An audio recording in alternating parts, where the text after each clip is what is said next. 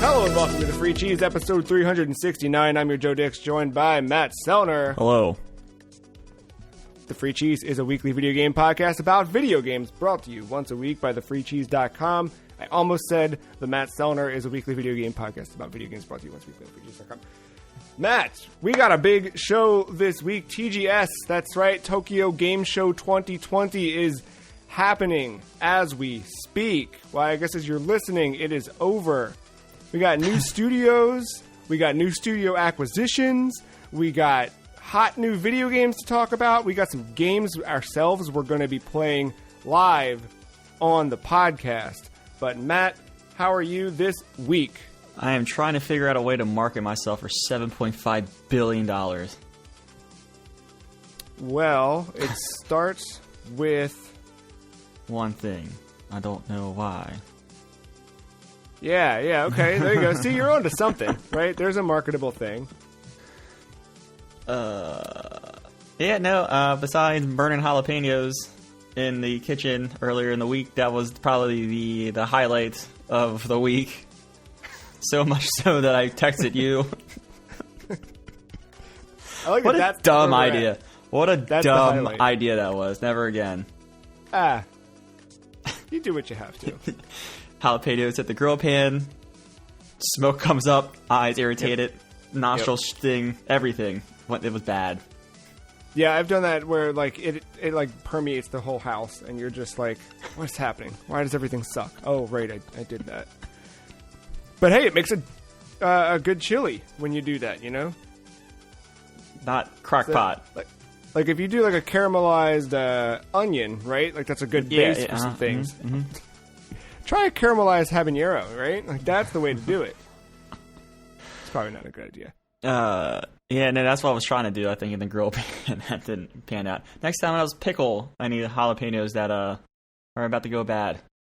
Alright, speaking of pickled jalapenos, I wanted to make Taco Bell quesadillas at home. Okay. The key to a Taco Bell quesadilla, as you know, is the quesadilla sauce. Mm-hmm. So I looked up a recipe for the sauce. You need pickled jalapenos. Mm-hmm. And you need to use 3 teaspoons or tablespoons of the actual jalapenos and also 3 tablespoons of the pickle brine. Okay. I think the ones I bought are like a spicy sweet mix or something because they ruined the whole thing. It sucked. It was such a bummer because you could taste like notes of it that were right because it was really sorry to blow the lid open on Taco Bell's hot secrets, but that's what we do here on thefreecheese.com. The Taco Bell quesadilla sauce is like 3 cups, or maybe not 3 cups. It's a bunch of mayonnaise and sour cream and then a bunch of spices. So it's just mayonnaise, sour cream, cumin, chili powder, paprika, garlic, onion powder, salt. That might be it. You mix all of them together in a thing. But then the jalapeno is the other thing. You want to dice up those jalapenos and you want to pour in that juice. I just think the juice screwed it up. And I think I did things in reverse order. I also did it by hand, which I think made the spices clump together a little bit more. If I did it again, Matt, and I will do it again, I'm going to do the jalapeno juice, then the spices. That way they dissolve a little bit into the juice. Then the mayonnaise and the sour cream, but then I'm also going to put it in the KitchenAid mixer instead of doing it by hand. I think that will get everything. Because it also, like, you'd take a bite, you could, like, feel the cumin, which, you know, I don't think you're supposed to feel the cumin. But maybe. Maybe that's Taco Bell's secret. They have you taste they feel the cumin. I think that's their slogan. Dong, taste the cumin.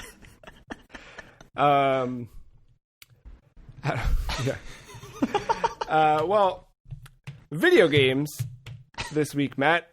Jeff Keighley announced the return of the Game Awards, this time happening across 3 cities. London, Los Angeles, and Tokyo will be airing special Game Awards showcase in stunning 4K UHD quality. Interesting thing about this show, it'll be filmed in 3 studio locations. There's not going to be any audience for safety concerns, but They're going to stream over 45 global platforms, yada, yada, all that fun stuff.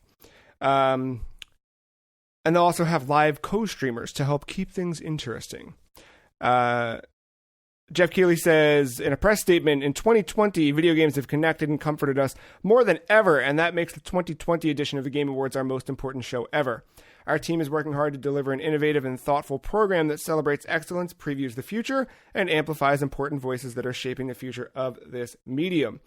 There's also going to be a new award this year to what is the Innovation in Accessibility Award that aims to recognize developers that push for more features in the name of accessibility.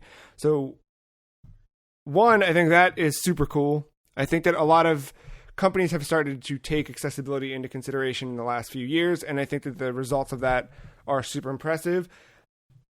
Just every story you hear about, like, hey, here's what this developer did, because it started with like developers being aware that like people are colorblind, and it was like that's a good step. And then I think the stuff we saw, The Last of Us Part 2 was a big example this year, and I'm sure that'll get talked about a whole bunch this. And even this at the December. hardware level, that Microsoft controller has like been a game changer.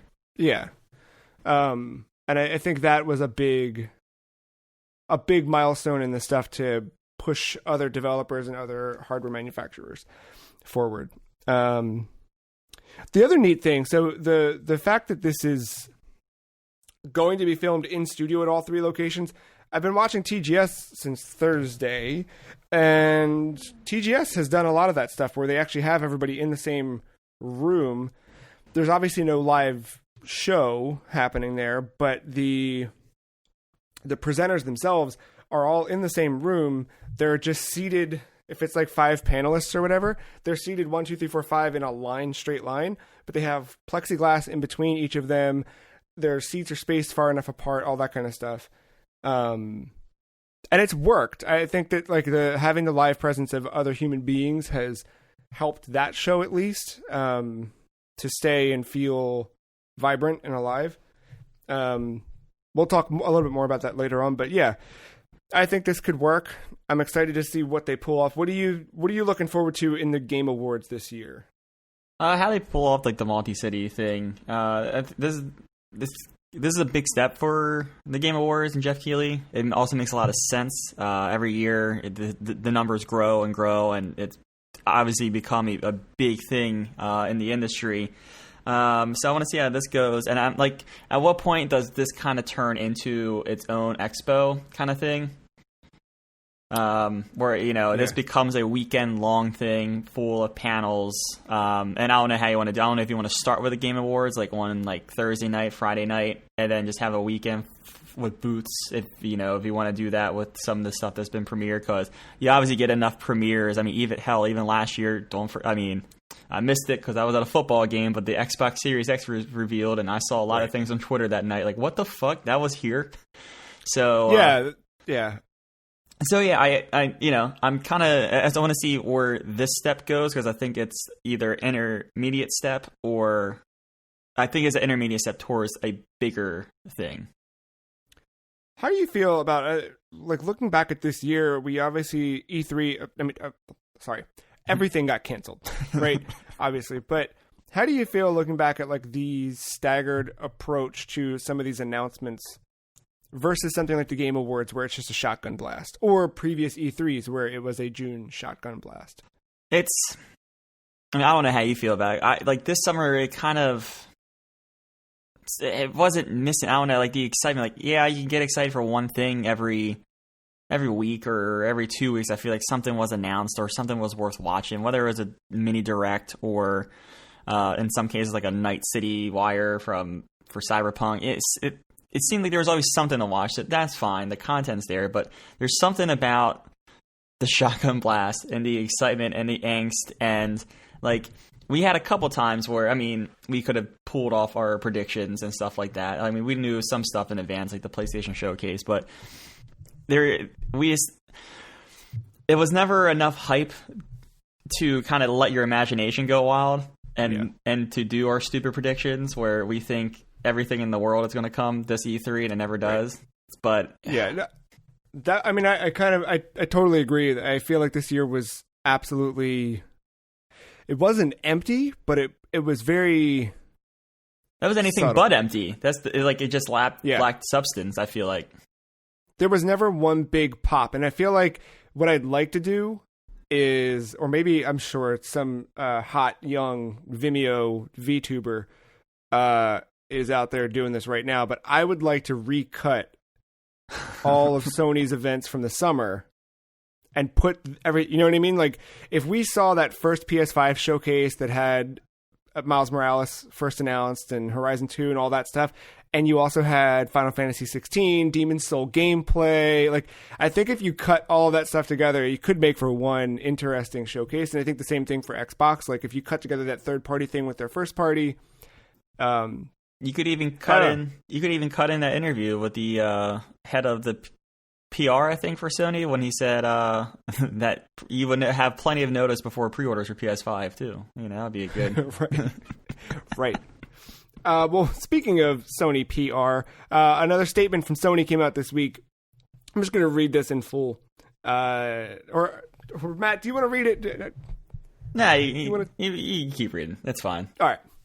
Marvel Spider-Man Remastered is an enhanced version of Marvel Spider-Man and is included as part of Marvel Spider-Man Miles Morales Ultimate Edition for the PlayStation 5. In addition, players who purchase Marvel Spider-Man Miles Morales on PlayStation 4 can upgrade at no additional cost to the PS5 version of Marvel Spider-Man Miles Morales and can take advantage of a paid upgrade to download Marvel Spider-Man Remastered. There are currently no plans to offer Marvel Spider-Man Remastered as a standalone. Players with a copy of Marvel Spider-Man for PS4 can purchase Marvel Spider-Man Miles Morales Ultimate Edition to experience Marvel Spider-Man Remastered on PlayStation 5. Marvel Spider-Man for PlayStation 4 also will be backwards compatible on PlayStation 5. Got it?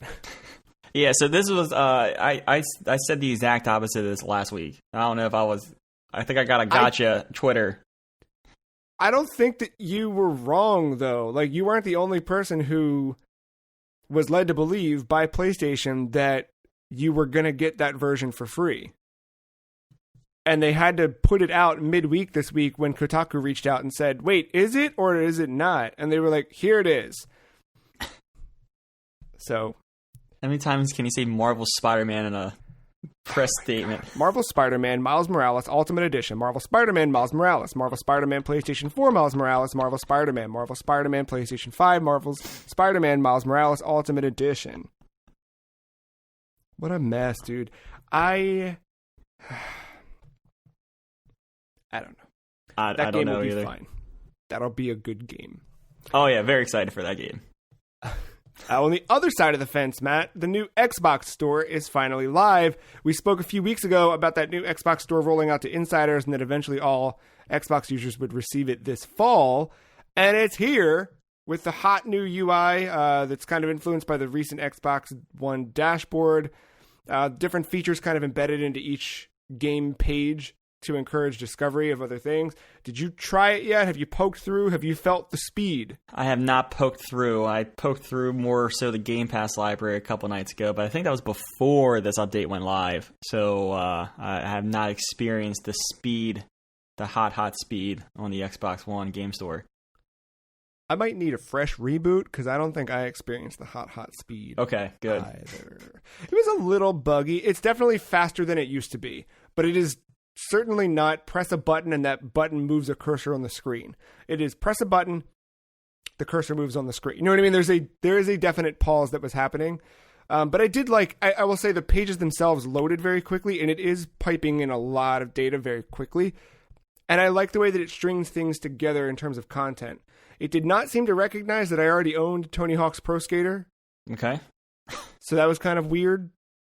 But when I clicked on that in the store, it showed me related things. It let me click on like different tabs within there, different tags, so I could jump to related content. I thought that stuff, just like we saw a few months ago, was really neat. And it was already baked in there that this is compatible with Xbox Series S and X. As pre-orders went live this week, they want to obviously get the store ready to go so people are excited about validating their purchase and all that. Pre-orders hit for Xbox Series S and X Tuesday, September 22nd at 11 a.m. it was a slow trickle over the course of like 90 minutes across some retailers. I at one point had one in my cart on 3 different websites, but it was all for full price and not for the all access thing. The all access pages would never seemingly load for me, so I did not pull the trigger on any of it. How about you? So yeah, same thing. I could have definitely got one at full price. I feel like I would have had good success if that was the goal, but I myself was trying to do all access, get on that hot deal. I don't know if I have one is the correct answer. Yeah.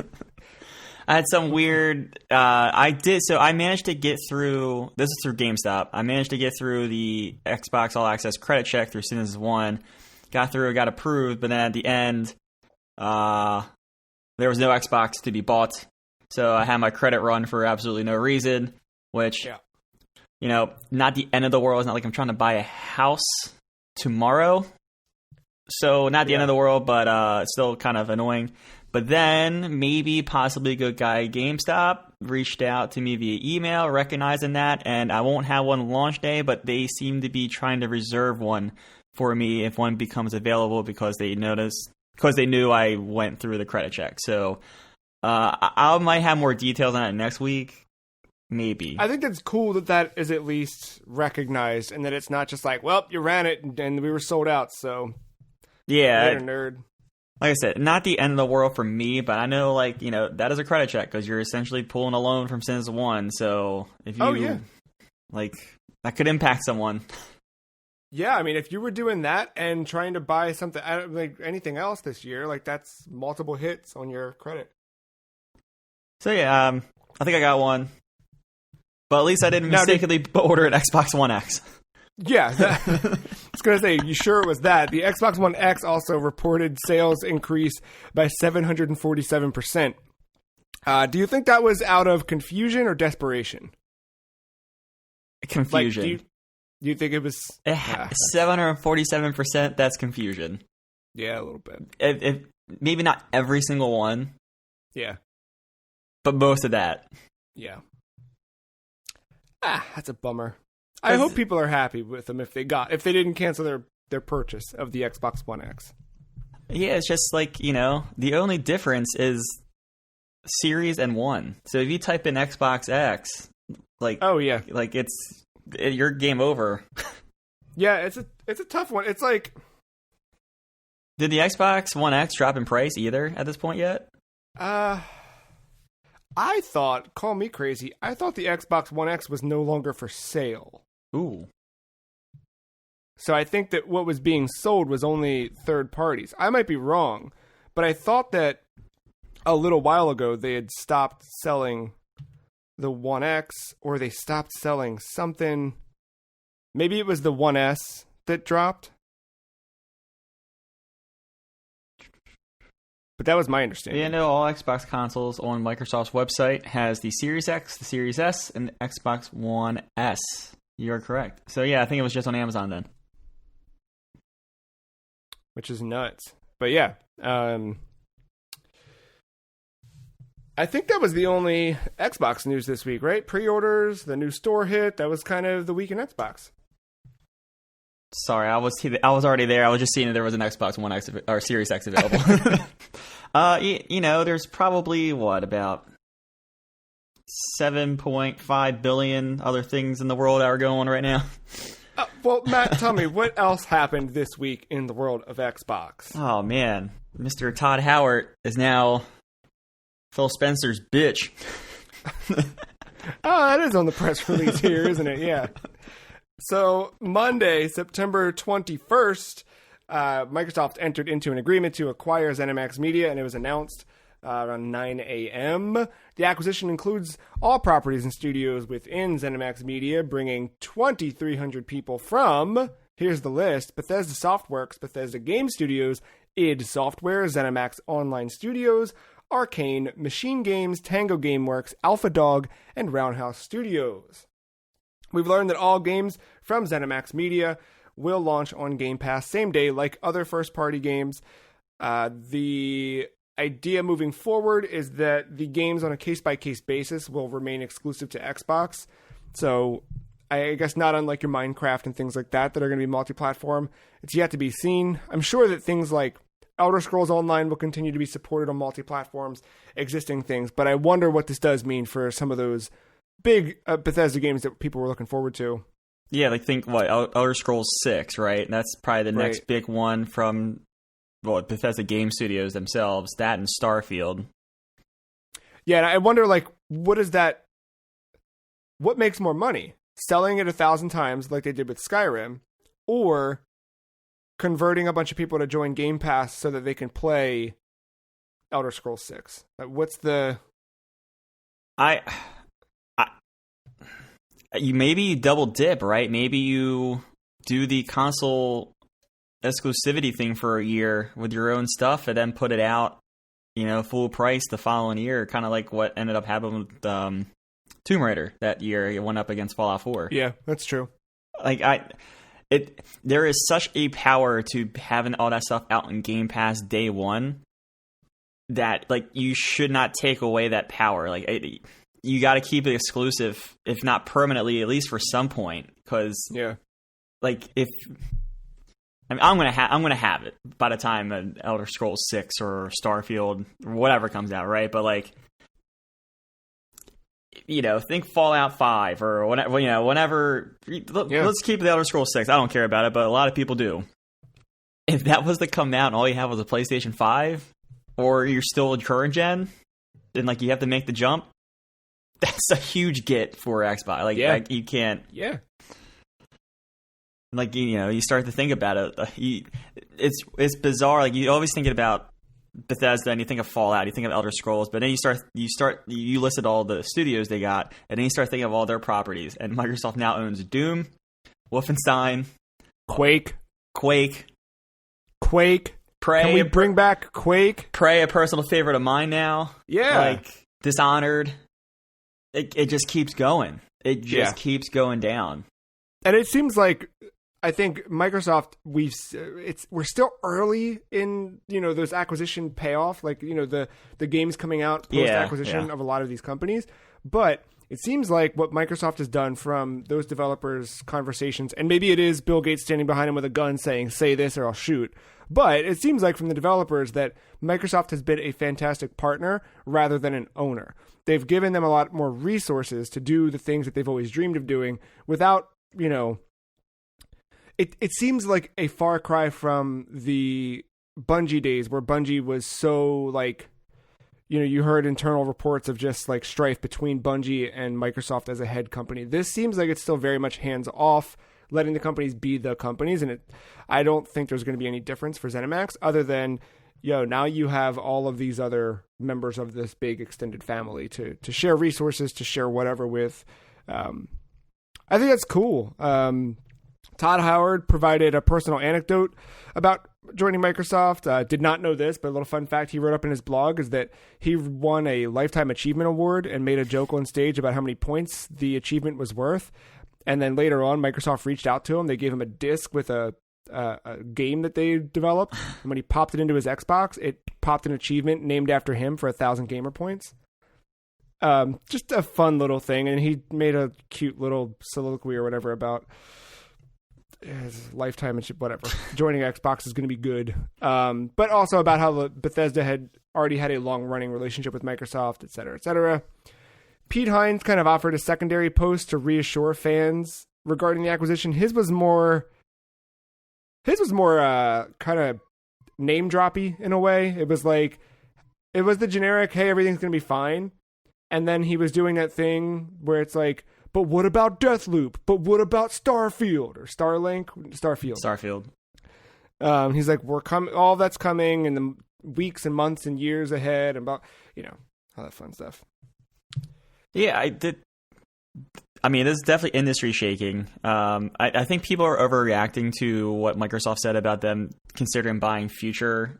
To keep buying studios. I think that's what you should say. Why would you stop? Looking for new studios to acquire.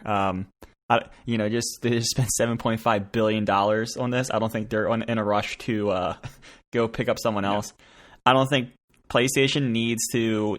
I mean, it would be a nice little rebuttal, but I don't think they need to pick up a studio. Like, they don't need to pick up Capcom or something like that. Like, no, we don't need to shake up the industry more than it already has been. I rather let players have a choice to where they want to play, whether it's PC, Xbox, or PlayStation. And granted, we don't know what Xbox is going to do with these games yet, but I have a feeling they're going to be at least console exclusive for at least a period of time because of Game Pass.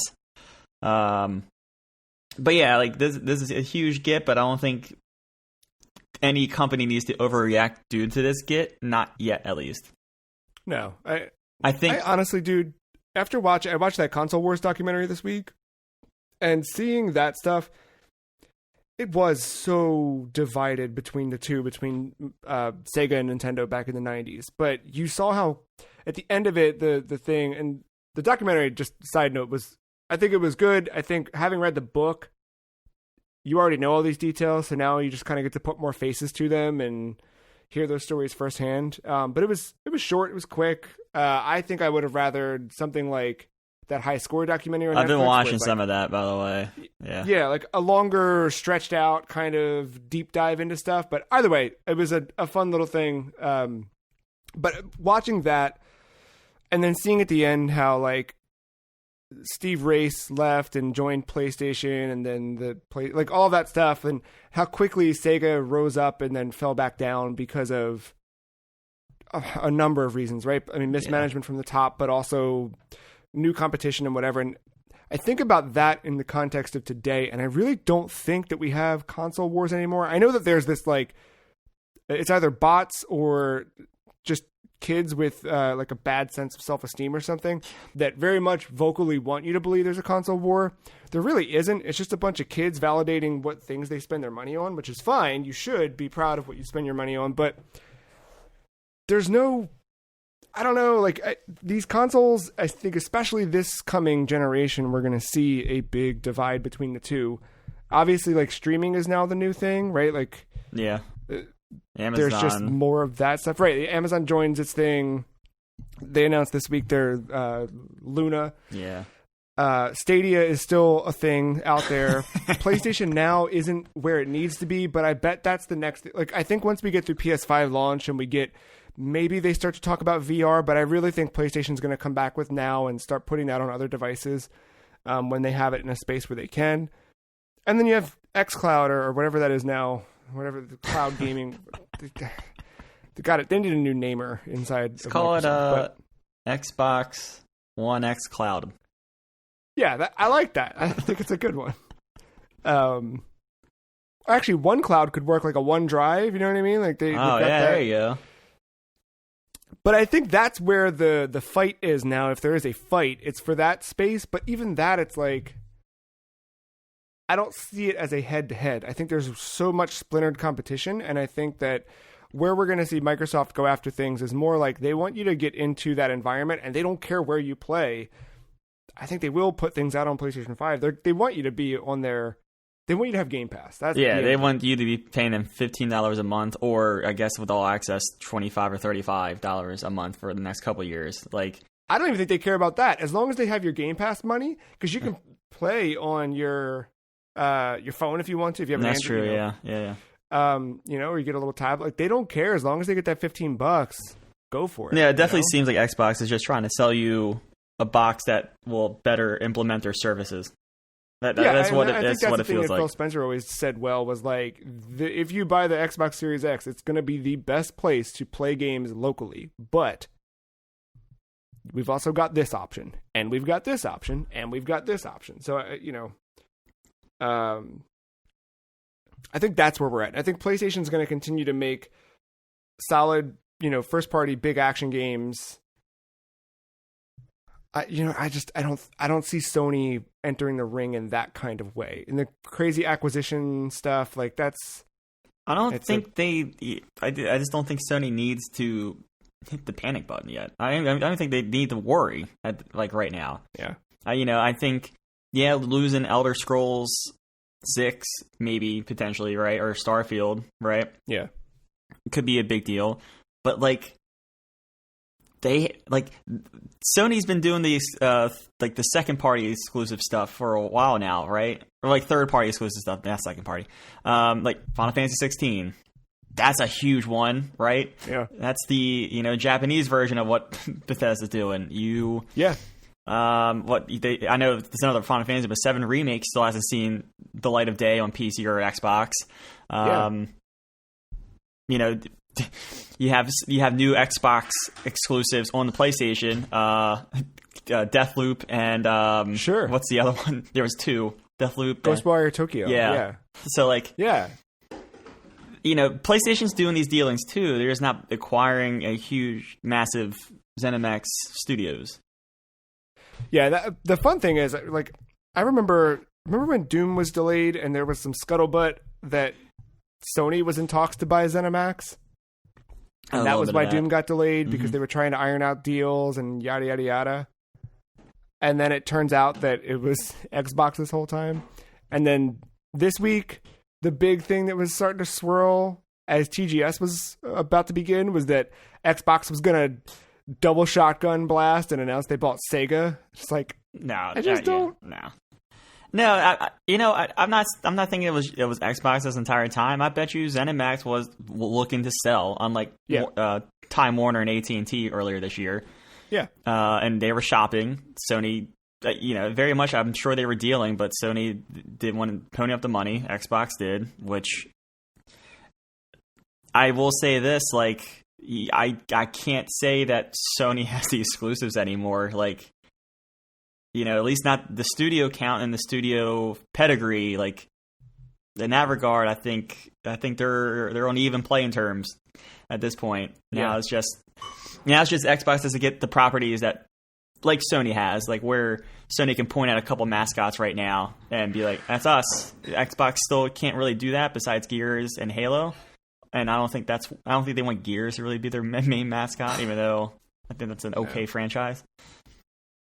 Yeah, I wonder how that will continue to evolve over time for Xbox with that stuff. Like, I don't know. I also think, like, Fall Boy could be the mascot for Xbox now. Like, the Doomslayer. Oh, I don't want that's gross. The Doomslayer could be the face of Xbox. There's so many weird things, right? Yeah, that's an odd one. I don't know, but that. I already see the review of a Prey 2. They're showing this fucking Xbox Series X in the middle of a space station, and Mimic, boom, and runs away. Prey 2, come in 2023. Well, they did already as a result of this. We saw Doom Eternal is coming to Game Pass, so I'm sure that's not the first, or I'm sorry, no. It's not the last of. Yeah, no. What'll be joining? That'll all be there soon enough. So yeah, more on that as it develops. We'll see how that all rolls out. Speaking of acquisitions, about a year ago, maybe I forget how long ago that was, but Epic had acquired Psyonix, developers of the little game Rocket League, and this week Rocket League officially launched as a free-to-play title. First event kicked off as of Saturday, September 26th. Runs through October 12th. What do you've been playing Rocket League this week? You said last week you were ready for it to go free to play, to wipe the floor with some people. You switched up your control scheme a little bit. What does the game look like now? Yeah, so it went free to play this week, but last week it also launched the cross progression stuff, so you can link all your different accounts to your Epic Games account, and then from there you now have a centralized thing. And they do the thing of like, where are you playing this primarily? So I think it knows kind of where to fun. I don't know what that impact has per se, but yeah, when you're definitely launch it for the first time, it asks you that. So that's good to know. I had some issues linking to my PlayStation account because sometimes, I guess, if you have played an Epic game in the past and you've linked your console ID to it, it makes a no-name Epic account. So that was a lot of fun for 15 minutes trying to figure that out. I'm trying to make an account for my PlayStation account for Epic just to delete it so I can get it to my actual account. That was a little weird. I might trip up some people going forward here. But the actual game itself, It got a little bit of a facelift on the main menu side of things. I don't know if the facelift is a good thing or not. I was trying to understand the science. Like, it definitely, as a newcomer, like the way the menus are, it's not so much list based anymore. Like, the first menu is a list, but then it goes into one of those like tiles where you have everything kind of right there instead of it staying on the list on the left hand. And then like gone is like that box in the top right hand corner that tells you like you're searching, you're joining, you're doing all that. Like, it's very like all on the top now. So it's actually like, it was a tiny bit confusing the first time I launched the new menu scheme, just because like for years I have been hitting a certain button scheme to get into the ranked modes that I want to get into, and that pattern or that habit just went away. I was like, oh, well, this is weird. But I think I like the emphasis of so while you're queuing or searching, it right away, like, you could always go through the menus in the garage, but there's like buttons as soon as you hit search that come up. It says, hey, you want to go to garage or free play. So I think there's an emphasis on trying to get into training and just riding around your car and getting used to the physics and things like that that I didn't really see before. Training is definitely less button presses away. So I think that was like another reason why for the facelift to go ahead and emphasize some smaller things like that. Some things are getting a little buried, like the extra game modes. They're still there. Hockey, Rumble, Drop Shot, and Hoops are still there, but they're a little bit more buried now. So I'm a little concerned about the state of those modes kind of going forward. I don't know how many free-to-play people know that those modes exist right now, just because they're kind of small in that first initial splash screen. But no, like, the actual game itself, it's still the game. I'm pretty sure I got most, if not all, my account stuff brought over. Like, I don't know what Does the Samus car work on PlayStation? No, I don't have my Twisted Metal car. I don't have the Samus car, and I don't have the Warthog from Xbox. What if you go back to those other platforms? Have you tried that? I haven't gone back to another platform, but I'm sure if I go back to Xbox, like, the Xbox is going to have it better, its own stuff. But yeah, like, I don't know, like,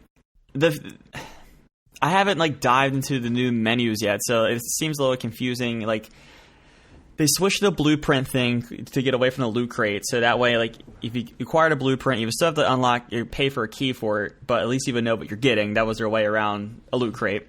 They still have the drops, but you earn those drops now through the challenges and stuff like that.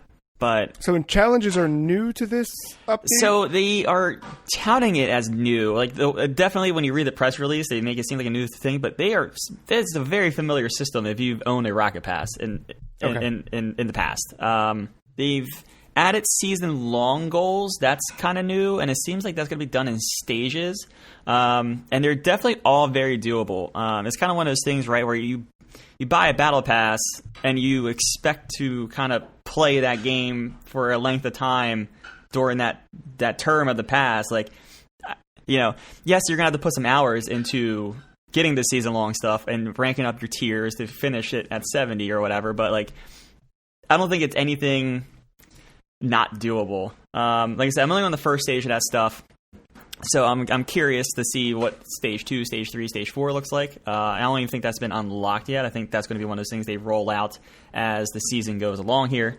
They are definitely touting this as a rebirth to Rocket League. They're saying this is Season 1. Right. Yeah, so it definitely, like, I can, just from, I mean, it was posted as news that it went 1 million concurrent for the first time ever. I think the day it went free to play and that afternoon. But like, I can definitely just tell by the numbers online when I'm playing that this game has gotten a significant bump in traffic in queuing into games and stuff like that. So yeah, one can you play it on iOS? Not yet, not yet. But with the power of xCloud, maybe one day. Ugh. There's so many flags that just went up. They did take out the solo standard ranked option. That was taken out last week. That was not my favorite mode, because the lower the rank you were, the worse it was, because everyone just ball chases and thinks that they're the best player in the field and everyone just gets in each other's way. There's no coordination. Yeah, there's some chat you can do, but it's never felt great. So solo standard, was that 1v1 or was that... Sorry, standard solo queue. So it was 3v3, but it was a solo only queue, so there was no party. Got it. Okay. Yeah, it was so very. You would jump in and yeah. Yeah, it was like I said, at like the golds and the lower platinum levels were all garbage, and from what I've heard from the community, it didn't get any better. It was just a lot of ball chasing, no coordination, anything like that. But yeah, I mean, you know, new main menu setup, some new challenges. Rocket Pass is the same. You know, it's this. You have your tiers. There's the free tier. There's the paid tiers. The same menu, like that looks exactly the same as it has in the past. You have weekly challenges. They have daily challenges. They have changed the shop. So I don't know with the new coat of paint if any deals have expired, but I do not know how to buy a Batman car, nor a Dom car, nor any of those cars. The item shop now is very much Fortnite. And kind of a lot of the other shops now in current video games where they have like the daily, they have a weekly, and it all just kind of rotates. So I have yet to find a menu like there was before that had all the cars, DLC, and all that stuff for me to buy. I bet it's not in there. Yeah, so I missed my opportunity to get a Dom car this entire time. I've just been sitting... Well, you'll just have to play every day and see if it pops up. Oh, I pretty much play every day right now, so maybe fingers crossed. Yeah, like, I'm kind of bummed. Like, I didn't know that was happening. So, like, I would have gotten some of those Batmobile ones. Like, I would have gotten... Yeah. I don't know. That kind of... They still very well may be there, and they're just hiding in a different menu, but, yeah... had I known, I think I would have bought more of that stuff just to have it. Yeah, I bet they'll still sell it to you. It's probably it's gonna be at their terms, not yours. Yeah, that sucks. But I mean, hey, Rocket League's still right. Once you get into the game, that game has not changed in 5 years, however long it's been out. That's for the best because they have a good formula with that game. Has Rocket League taken over Modern Warfare for you, or Warzone for you? I think it's a change of pace. So, funny enough, last night my Warzone group, we played a couple rounds of Warzone, wasn't feeling it, and we knew Rocket League was on the horizon, so we finally kind of said last night, let's try it, and it turned into like wanted to try it to them having fun and being like even like them saying, I didn't think I would like this as much as I'm liking this right now. I'm having a lot of fun. It's funny 5 years later to see the evolution of one trying to understand the physics. Like you don't know to do the cart roll like for power on the ball. I think the new little tutorial that's not really a tutorial, it's more like a cutscene, kind of explains that, but it's not emphasized. So like I'm playing, and I'm trying my best, like, not to just take over these games because we're they're such low ranks and are queuing us against, like, probably new free-to-play people. So I'm just kind of sitting in the goal. So I'm just, like, watching them, start to figure out, like, oh, if you hit it on the 45-degree angle, it's going to come around, it's going to center beautifully. Baby's first steps. Yeah, so it's like, I'm having flashbacks to when I first opened this game 5 years ago, and like me, like, oh, if you do the roll, it hits it harder. Oh, if you go up this wall, like exactly. It's everything, like all those little memories were coming back. Or and that was kind of cool. In back then to somebody who had played Total Awesome Power Battle Rocket Cars, and they would be doing front flips and stuff. And you're like, wait, how are they flying? And you're like, oh, I got it. So yeah, like like the first time I busted out like an aerial, they were like, oh, how'd you do that? I'm like, you gotta point the nose up, boost, and jump at the same time. Yeah. And then I was starting, like, I'm still trying to get the hang of the aerials and the rolls in the air. And they're like, oh, dude, you're spinning in midair. I'm like, yeah, I know I missed, but I'm still trying to get better myself. Also, you should change your whole control scheme now before you do what I did. You gotta, get them running before they walk. Yeah. But yeah, no, it's good. I think the free-to-play was a good move. It definitely got some more people in it. And yeah, it's awesome. You think it's sustainable? Yeah, I think, I hate to say it, but you kind of stick a season pass into something, it kind of works out. You kind of have some staying power. The rotating shop will have people kind of logging in just to see what the new paint or wheels or whatever are. So yeah. I mean, and your rank resets every season. It always has been, or they kind of do like a slight recalibration. So I think it can stay. I just don't want new players to get discouraged the first time they hit that wall and ranked. Yeah. Yeah, I mean, we hit that wall yesterday. I was kind of carrying us like to kind of through gold a little bit. That once we hit platinum, which is where like I kind of hang around at. Like, yeah, the losses were coming, and it's like, all right, this is the first wall, and I was like I've been on the platinum wall for the last 3 years, so here it is. I'm curious to see how that one continues as you get further along in the season and see how that meta shifts, how the unlocks happen, those types of things. So we'll check in on that. We're going to take a quick break. When we get back, we're going to have our first playable game amongst ourselves. A little check-in with Modern Warfare. And Matt, we're going to hear all about what's up with old Blizzard after this.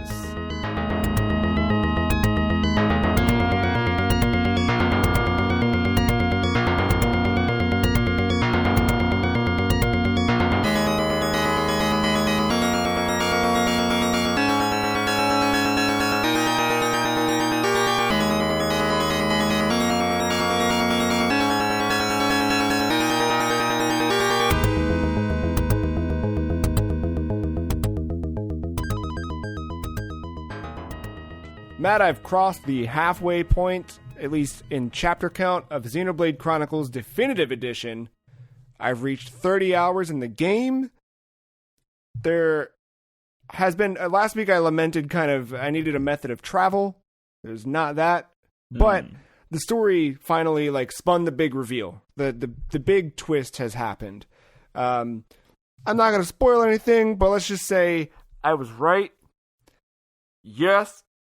And I'm happy I was right, because I think that what the game does really well is it gives you enough droplets that slowly lead to the waterfall at the end, right? Like, all along as you're playing the game, you're like, I wonder, and there's all these little pieces, and the way that this is so masterfully crafted, where everything does sync together, works so well, because I think a lot of times in stories, especially in games, you get these little things that maybe were intended to be something bigger than they are, but never really pay off, or they don't pay off in a way that was obvious. And this is very much like there's these little subtle hints that are dropped throughout, and then you get to a point where it's like boom, boom, boom.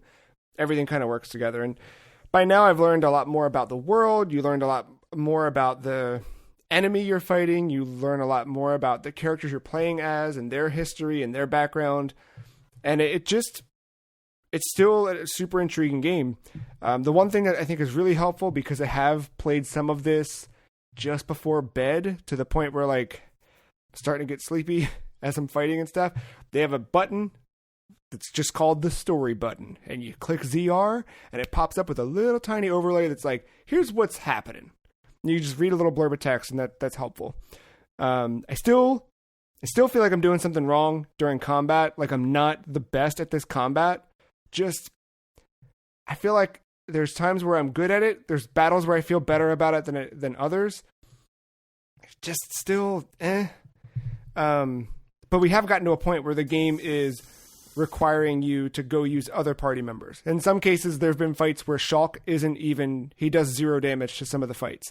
So I've had to rely on actually swapping him out of the party and working in some of the other folks. But is it just like a play style thing? So, think like strategy in hockey or any sport, really. Like, you have a team that's built to play one way, but if you come across the team that plays like the absolute counter to you, you're just going to struggle relentlessly. Is it something like that for you with the combat?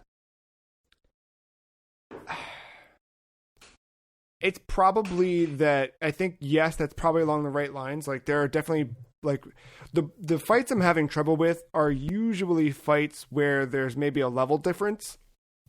And I think that early in the game, a level difference didn't matter because the attacks that you were up against didn't matter. Now things you're up against do matter and they do significant damage, and then how you counter them is super important. And I think I think you really need the right combination of characters and skills, and I am relying heavily, or I had been relying heavily on kind of Shulk, Dunban, and Sharla. Shulk and Dunban complement each other in a way, and Sharla acts as she's got a sniper and she's also a healer. So I was relying on her to keep the party alive while doing some damage from far away, while Shulk and Dunban got in and did the dirty. And I just don't think Sharla's strong enough anymore, so I'm now swapping in Rain a bit more. I've now got to the point where Melia I can bring into the party, so I'm using her a bit more. There's different combinations of characters that I think are working better than others. But I think you're probably on to something there, where it's like there's effective tactics against each, and I need to kind of learn my opponent a bit more. It's just usually the ones that I struggle with are single boss fights where you don't have a ton of time to learn the opponent, and then you're on to the next thing. Because the boss fights aren't inherently long. I mean, sometimes they linger for a while, but then it's done and it's over and you're on to the next couple hours of the game. Yeah, just I'm curious. I mean, sometimes just games are just built like that. I don't know. Like, I know there was definitely things I struggled with in Final Fantasy VII that I probably shouldn't have, but it's just, I kind of had a party that like I had a range, a mid that can kind of like a utility kind of person, and then so a beat 'em up person. So I don't know. Yeah, I think there's probably it'll probably be one of those things where by the end of it I look back, I'm like, I should have been doing this the whole time. Yeah, that kind of stuff. But yeah, so we'll see. I think I'm in chapter 10, and there's 17 chapters. So, yeah.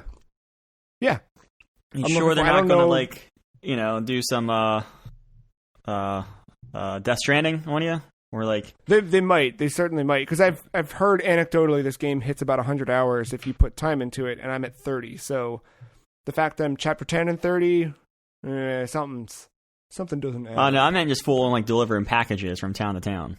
Oh, that. God, I hope not. There already has been a bit of that where the Citadel place that you're in with the high, what are they, Elthia? I forget the name of the race now.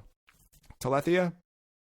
Sure. There's so many. Sounds right. More on Xenoblade words in just a moment, but there's so many different things that are happening in terms of like that. But yeah, the Citadel was a lot of back and forth. Like you really you would run down this corridor, down a hallway, up these stairs, go talk to a whatever. You'd go do whatever that thing is, and then you'd come back and run the exact path you just did to go back to the room you started in, fight someone in the room, leave. It was literally back and forth, I think, 4 different times. And it was like, just let me jump to the next. I probably should have just fast traveled. Probably could have fast traveled, but I don't know. I'm like equal parts loving this game, excited to try the other ones in the series, and also equally ready to just move on to something else after this is over. I don't know where I fall, but either way, I'm really enjoying my time. I'm glad that I impulse grabbed this. It's good. I'm glad you're still enjoying it. I'm just glad you're kind of at the point where you're going to see it through. Yeah. Oh, for sure. Yeah. It's something where I play some hours every night almost, for the most part, a couple hours in. So yeah. That's dope. And I did not think this would happen, but we have hit, Matt, another curve in the game. There have been even more items that I did not think were real. So it's time for round 2 of Is This a Real Bag? Brought to you by Xenoblade Chronicles Definitive Edition. I had no idea that some of these were actual real names. So, Matt, I, again, provide you a list of items that are real Xenoblade items and a list of items that are made up by me on the spot, all in one. I just wrote garbage on a piece of paper. And by a piece of paper, I mean a note. But I'm going to paste the list here so you can read them. I'm going to read through one by one, and you tell me, is this a real item in Xenoblade Chronicles, or did I make it up? Can't wait. Here we go. So there's your list. We're going to go in order here. Matt, is this a real item in Xenoblade Chronicles? Hand-pressed pudding. my list didn't update, or we're gonna work on that. Yes, real. Hand-pressed pudding is made up. I made that up. Refined ponytail. Refined ponytail. Yeah, there was some weird hair stuff last week, I think, right? Yeah. Yeah, the wet Or hair 2 was weeks one of ago. them. Yeah. Yes. Refined ponytail is real. Yes. Queen's gut fluid. No way. Yes, way. Oh my god. Queen's gut fluid is real. Lemonade sky. What the hell? No. What the hell is even a lemonade sky? Hold on a second. That is real. What the fuck is a lemonade sky? I don't know. Is it sky vodka mixed with lemonade? Like, that's the only thing I think of. That's immediately what I think of. Quickly sewn quilt. That's real. I made that up. God damn it. Twisting plant. Real. Plant Made twist. up. What? I made that up. All right. Cool lemon. Well, all right. Yes. Yes, real. Okay. Lemonade sky is real. Cool lemon can be an item. Venom platypus. No, that's more of an enemy than anything. Real. Don't know why I collected it. Don't know what it's for, but it's an item. Quirky liver. No, not real. Real. That is real. Oh, you're collecting livers and shit in this game? A quirky liver. Well, yeah, of course, quirky ones, yeah. How about thick summer glass? Not real. Yeah, I made that up. All right. Generic crank. I feel like there's a generic crank in every Resident Evil game, so I'm going to say this is real. Made up. Sticky mucus. Yes, real. Real. Quitter. Just like... Sorry, I don't have the list. So Quitter? Yeah, like someone who quit. Quitter. Not real. That's a sword in the game. Okay, that makes sense. Yeah. I'm thinking of like... I've always thinking of like things like, you know, like one of like a fetch quest item.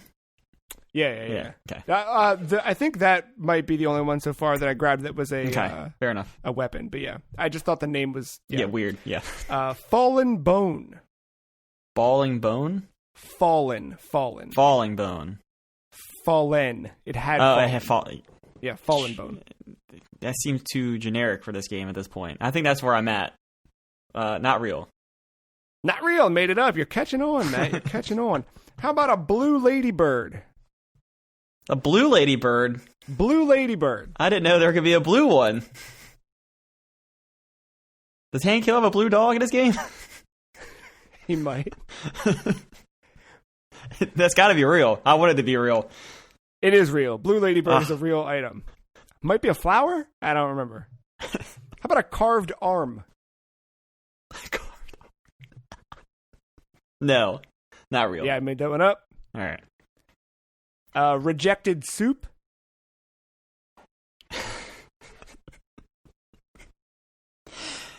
I feel like this is a trap. I feel like it's probably in the game. That's why you put it in here for me to say not real because I'm calling at you out on bullshit. So not real. Not real. I made that one up. Yeah, no one ever rejects soup. That's why. Ah, that's a lie. Listeners, write in if you reject soup. Peachy leg joint. Peachy leg joints. Yes. Yes, in the game. Yes, that is real. Glimmering soda drink. Sure, real. Made up. I think. Yes, made up. And Happy Carnival. A happy carnival. Happy Carnival. Like you can just put a carnival in your pocket and carry it around. I don't know. Happy Carnival. Not real. Real. Now, that's the end of our list. Thank you for participating in another edition, Matt. I don't know if there will be another one, but who knows what the future of Xenoblade Chronicles brings. Just like last time, I'm writing the list out and randomizing it so that I'm like not creating a pattern. I'm trying to whatever. And I'm like, oh crap, is that real or not? So I had to like double check myself after writing the list of made up ones to see Was that a real one? Did I make that up?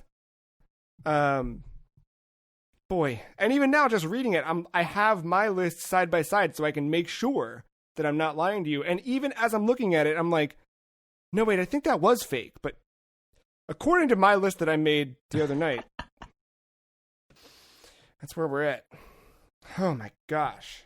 So that's Xenoblade Chronicles. How are the items in Mafia? No Playboy magazines in this one. So a little disappointed there. Was that the original or was that just That was in 3? That was in 3. Okay. Yeah, so Mafia Definitive Edition, this entire time I thought it was coming out next week. Surprise, out this week. When we were texting back and forth. Oh, yeah. Wait. Oh, shit, it came out today. Well... Yeah, I thought that was going to be out on Tuesday, but That's what I thought, it was the 29th. But yeah, so I went ahead and picked that up. I will just be very transparent because I missed the initial day. I did not get to play much of it before recording. I played, I think Steam has my account at 80 minutes, so we'll say roughly an hour because I was fooling around with settings to see frames. I was like right at 50 with everything max, so I kind of scaled some things to put it at 60. So yeah, I would say about an hour. Yeah, it's. How's it look? How does it run? Sorry, before you jump into that, but no, I think it looks good. It seemed a little screen breaking-ish. But I've noticed that my monitor seems to kind of break the screen when it jumps from 50 to 60 a lot. I notice that a lot in Modern Warfare whenever I play. If it ever drops below 60 for me for whatever reason, so I think that's just a monitor. So, but it looks really good. The full-on remake, I think, definitely helped this game in terms of looks when you compare screenshots to the original. Also, another thing, I never played the original Mafia. I always kind of wanted to, so that's why this kind of makes a lot of sense for me. Finally, not finally, but like, you got a remake. It was just the right time to hop in. I've always thought about going back, but yeah, I'm sure it's a game very much stuck in its time. Yeah. And you kind of see a little bit of that here. But like I said... I haven't gotten far. I do like the story setup, though. You play as Tommy Angelo, and it starts off right away where like you are in a coffee shop and you're talking to a cop, and you're asking for protection for your wife and kids, and then you start to kind of go into the story of how you got into the Saliani family. I think that's how you say it. How you get into the family and like the events that start to transpire. So it seems like I think the interview, or not interview, but like your conversations happen in 1938, if I remember correctly. The events of the game started in 1930. After a couple chapters, which they're playing chapters right now as missions. I'm sure once the game kind of becomes more open world, those chapters will not be so structured like that. So like I played a couple, and it seems that I am in 1932 now, recanting some of my story beats. So it's interesting. I'm still very much into tutorial things. Like each chapter is very much like we're going to practice or hone in on this mechanic. So like I said, I can't say too much about the gameplay. I haven't really seen the open world yet, but I think the game looks really good. But that's the benefit of doing a remake instead of a remaster. So, I mean, like I said, I don't have much. I'll probably have a lot more next week. I will say, though, I like the driving in this game a lot. I think the drive-in is a good... I think I liked it in Mafia 3, too, if I remember correctly. I might have to go back and listen to myself talk about that game, but it's this weird mix of, like, it's the perfect amount of arcadey and simulation. Like, I feel like you just can't hit a turn. You have to actually break into the turn, but it doesn't feel so... I don't know. You're playing Gran Turismo and you need to break. Yeah. You definitely lean into walls and stuff like that. But also, I don't know if I've just gotten better at driving games in the last 6 months or 7 months here with Trackmania and all the other stuff. So that could be part of it too. But I do like the feel of it. This is definitely 1930. So you're at 1930 cars where your max speed right now is probably about 70 miles per hour. So nice. You're going to be cruising down that city real fast. But yeah, no. How do you align with that era? Like, is that what do you mean? Like are you a big like Boardwalk Empire dude? Like, I do have a little fondness for this era. This is this is called Lost Heaven, the town or whatever, but I think it's like supposed to be like out on the outskirts of New York somewhere, but it's definitely Prohibition era. Mafia. Like I don't know, I do like that, like the whole gangster era, that kind of stuff. Like and I know like Goodfellas isn't like Prohibition, but like I do love me Goodfellas, the movie, and like all those Scorsese crime, organized crime flicks. So yeah, this is definitely an era that appeals to me, which is why I always wanted to play it. Which is why I jumped into Mafia 3. Although that was not that at all. I did enjoy Mafia 3 for what it was. It has problems, but that's the thing. Like you play this, and you kind of already, from what I remember, Mafia 3, you can kind of see some of that DNA kind of coming back into here. Like the magazine collecting, like the way it just popped up on the UI. It seems like they're real magazine covers. I need to get what they actually are called to see, because I think I got some comic strips. I want to run them by you to see they're actually real ones, like the Playboy magazines were in Mafia 3. And there's a couple different collectibles based off that. So yeah, like I said, I'll have more on this next week, but I definitely, first hour makes me want to keep playing it easily. Like you're doing some things, but then you kind of get that first mission where someone gets shot, and you're like, oh shit, all right, I got to defend the family, and then events are kind of starting to get into motion here. So I think it's gonna be a fun time. So yeah, I have it on PC on Steam. If anyone cared where I was at, hence why I was adjusting settings to get frames. But yeah, no, it runs fine on Steam. Something you could do that I wish in hindsight 2020 I should have done. You can do a little double dipping. You can do the Matt double dip this week. Here it is. Here's a hot take. Download Rocket League through the Epic Game Store. Get yourself that $10 Epic Game Store coupon for downloading Rocket League. That is exclusive. That is a thing going on right now for downloading Rocket League. And then use that $10 to maybe potentially buy this game and get it instead of $40 for $30. Interesting. So if you want to experience the Matt now playing, you can do a hot little double dip for $30. That ain't bad. $30 for 2 games. Not bad at all. I spent $5 on the Rocket Pass, but I already had some credits. But yeah, maybe 35, but 30 or maybe 40 for the Rocket Pass. But yeah, all right, yeah. But anyway, Matt double dip $30 deal of the week. Deal of the week. Matty Ice 64 over here. That's what's going to happen. I'm the new Wario. Follow Matt at Matty Ice 64. Well, we also found out this week in terms of news that Mike Morhaime, former CEO and co-founder of Blizzard Entertainment and a host of industry veterans, announced Dreamhaven, the new game company based in Irvine, California. It has established its first 2 studios, Moonshot and Secret Door. The names listed for both studios, it's a lot of Blizzard talent, a lot of Blizzard pedigree. I kept seeing Hearthstone, Diablo, StarCraft, Warcraft 3, across the board. I mean, these are Blizzard people, all part of these studios. There's no details on the projects other than those like flowery, ambitious, like, we're excited to make the future of video games with the history of our talent and our team. All that stuff is there. But I think that the rising disconnect between Blizzard and its fans over the last few years, definitely. And it's not that I saw this coming when Mike Morhaime left Blizzard, but it definitely made you realize that, like, oh, right, Blizzard's not Blizzard anymore. Yeah. Blizzard is Activision. And I think that where things have been with Activision, Blizzard, it makes sense for something like this to have happened. And the one thing that was interesting, I looked into a couple of the names and I saw that like some of them were on the Hearthstone team, but had started to work on a StarCraft first-person shooter that got canceled, and upon its cancellation, they dipped. And now they're over here working on this stuff. So it seems like we're going to get, I don't know, maybe some classic Blizzard sensibilities back. Yeah, I got some potential titles for them to use for their games. You can use... What do you got? Eob. Okay, I like what you're going with. You can here. Do that's a dungeon crawler, of course. Okay, I could see that. I think they could do some kind of card game called like Stones of Hearth. I think that would be a good one. Stones under the Hearth.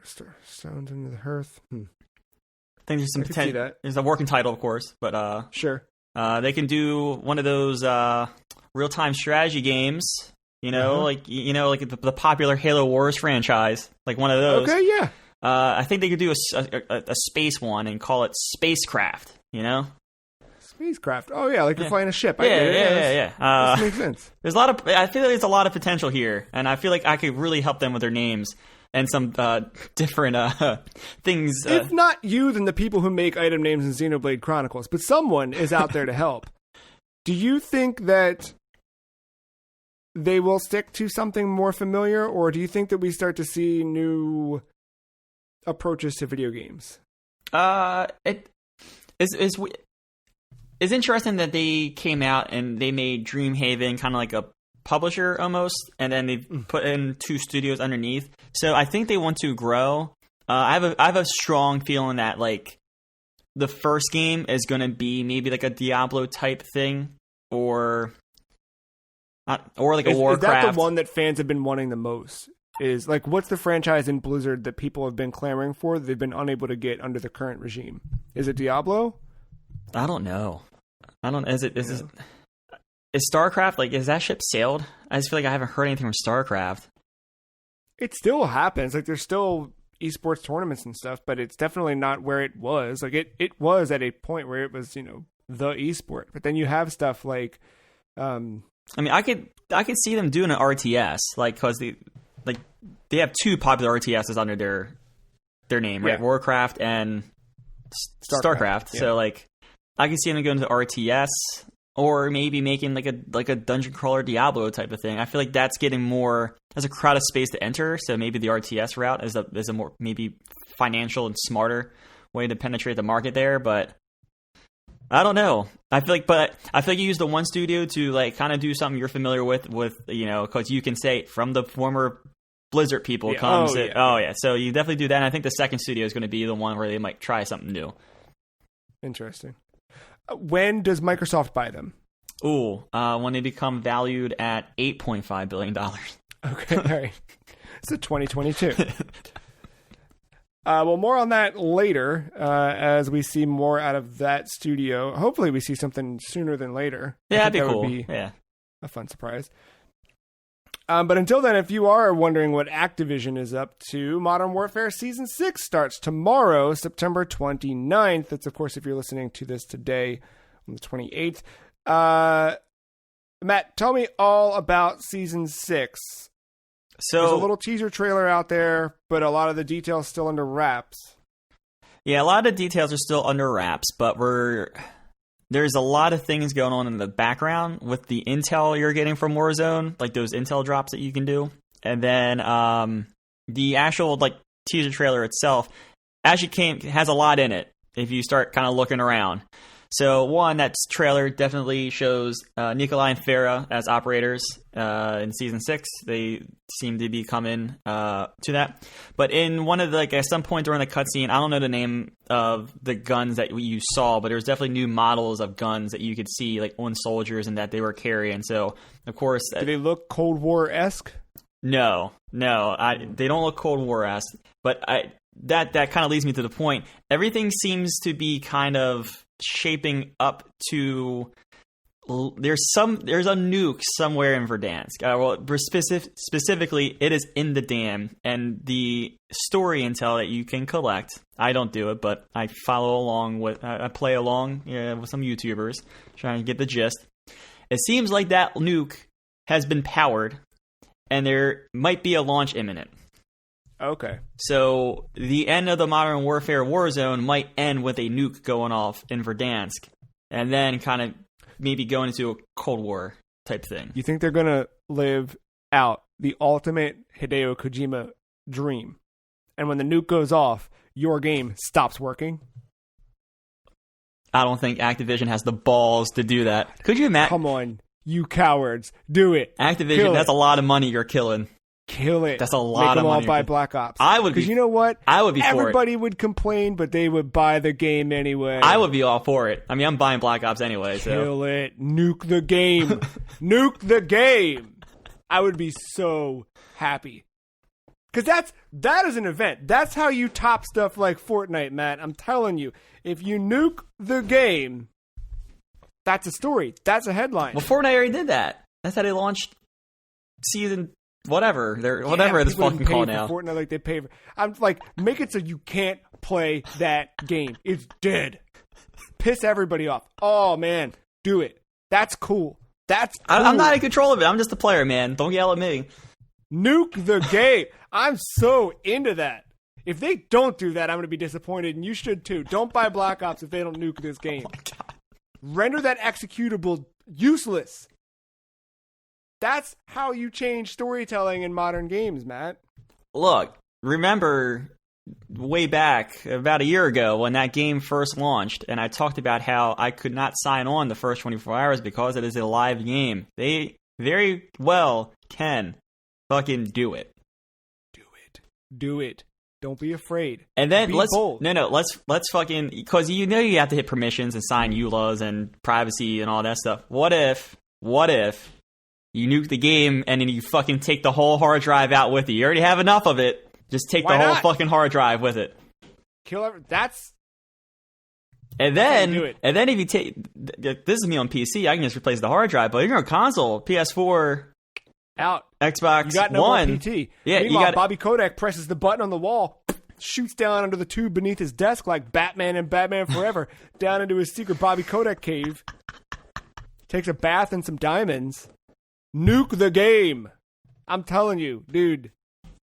God, it'd be so good. I wish video games were cool, you know? Some of them are cool, but then again, this is Activision. Cool. So that's not going to happen. There's going to be too much money left on the table. But yeah, so back. Haven't they made their money? That's my point. They did. They made their money. They did, but they can make more. They can make more on the new game and sell you the Battle Pass and sell you Warzone. More money. Makes video games very cool to me, Matt. More the villains money we find within them. Wait, I wasn't done. Hold on, you just fucking segued. Yeah, I thought we were done. Nuke the game. That's the end of it, right? You don't want to know what's coming season 6? I figured you'd tell me at some point. Fine. We'll nuke the segment. Move on. Nuke the segment! Matt, we have a weekly tradition here called Who Would Win in a Fight, where we pit villains against one another. We've made it through the first 8 rounds. We've heard all of the players. We've said goodbye to some villains who just didn't make the cut. But now, Matt, we are in our quarterfinals. That's right. You got it. Yeah, you got it. And we've got 1, 2, 3. We have 8 candidates left, but 4 matchups left. So I'm going to let you pick, Matt. 1, 2, 3, or 4. Let's go 4. All right, Matt. I would like to know, out of these 2 villains in video game history, who would win in a fight? And of course, why would they win? Of course, the fight. So, you picked number 4. That means I would like to know who would win in a fight between Ganon from the Legend of Zelda series and Neff, who we talked about last week from Altered Beast. Ooh. This is quite the start to a quarterfinals. There's a lot of things here. So, from last week, just last week, we've learned that Neff has a lot of forms. He can play with some magic, stuff like that. Ganon also many forms. Many forms. Including a terrifying one, which at the end of what's the Breath of the Wild? I couldn't think of the fucking game. Wow. Man, I know some dead air, but I'm in deep thought here. No, we've obviously got Pig Ganon, we've got Calamity Ganon, got Ganondorf. He can ride a horse. He can ride a horse. That's a special power. He can. That's something. He is the embodiment of the power of the Triforce, so of course he's got that on his side. In a world where maybe he's acquired multiple pieces of the Triforce, he could be something even worse. Neff, he's got lightning hands. He can become an eyeball monster. He can become whatever else was bad from Altered Beast. So this is the thing, right? My unfamiliar with Neff is almost helping him through this tournament, I feel like. Because, go back to Just go back and listen to all the episodes of the Free Cheese podcast at this point, Yeah. because I keep referring back to episodes now. But remember, there was a podcast where I came in and proclaimed that I beat Breath of the Wild. And do you remember how I did that? Do you remember how you proclaimed I did that? By cheating with a stick. Did not cheat. You cheated yourself out of a good experience. I never cheated myself out of good. If anything, I wrapped up a fine experience. But yes, the key word there, a stick. I beat Calamity Ganon with a stick and a couple power-ups and a bow with some bombs. But was that Ganon? I saw some preview trailers for Hyrule Warriors, Calamity, Age of Calamity. I don't think that's Ganon. I think that is an aspect of evil, but I don't think we've truly seen Ganon in Breath of the Wild. So who you fought technically probably wasn't full Ganon. Really? All you got to do to beat Neff is turn into a wolf. Which I know Link also did, but Ganon wasn't really in Twilight Princess like that. No, he wasn't. So, well, you need to pull out the historical Zelda book in the timeline to see that was really Ganon. You know that's not going to be in there. Joe has left his seat to grab the book to find what's not going to be an answer in there, because I think that book was written before Breath of the Wild came out. If I was... Yeah, he is back. He is back. I believe... Historia, you say? I believe that that Zelda book was written before Breath of the Wild. Correct. So your answer is not going to be in there. Unless you're looking for something else. What do you want to know? I was asking based on the timeline. We need answers on that was real Ganon or not. If that was real Ganon, Neff's winning this fight. If that was not real Ganon, that was some other punk ass. It's not in this book, but I can tell you, I don't think that was real Ganon. Don't think it was real Ganon. Okay. The teaser we see in Breath of the Wild, we honestly don't know yet, but I think the teaser we see in Breath of the Wild 2 with Ganondorf zombified or mummified at the bottom and the calamity leaking out of him, I think that's the essence of evil that lives within him, but it's not Ganon proper. I don't think we've seen Ganon proper in the Breath of the Wild series yet. Ganon is a real son of a bitch in Smash. It's true. That back fucking hit, dude. That thing has the length of a map. Brought to you by Captain Falcon. That has the length of a fucking the multi-man match, like the 8-player match thing. That huge map he can hit with that back arm. Before you make your final decision, okay, which I think you've already made, but I'm just going to point out, Ganon has been the antagonist in many a video game. Keeps coming back. There's a timeline. Exactly. He's always there. If you can kill him, he's just going to rise again. I guess Neff did too over 6 levels. But how many Altered Beast games did they make, Matt?